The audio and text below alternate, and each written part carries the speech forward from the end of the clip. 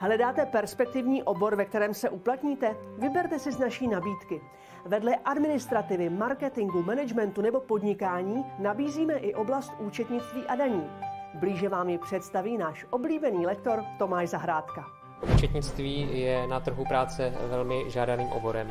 Tyto kurzy vám pomohou nejenom prohloubit účetní znalosti účtu mádáti, dal, sestavení výkazu zisku a ztrát, rozvahy, ale pomůže vám také získat potřebné znalosti pro založení vlastního podnikání, pochopíte princip závazků, pohledávek, časovým rozlišením mezi úhradou závazku pohledávky a mezi přijetím finančních prostředků.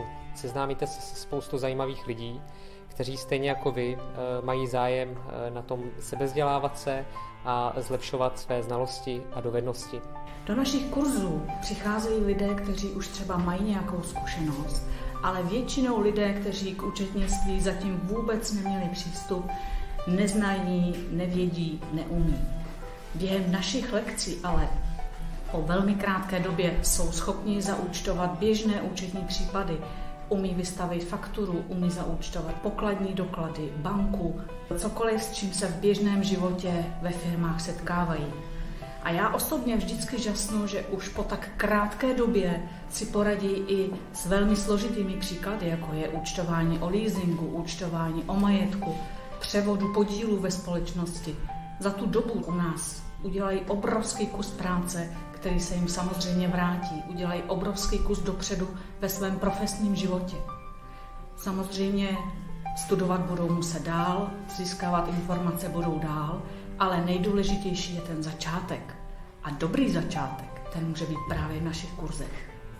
Těch témat mezi začátečníky a pokročilých účetnictví je daleko víc. V kurzu pro pokročilé už budeme čile obchodovat, fakturovat a dokonce vystavovat faktury zálohové z DPH. Úspěšnému výkonu profese účetní vám nestačí pouze znát zákony o účetnictví.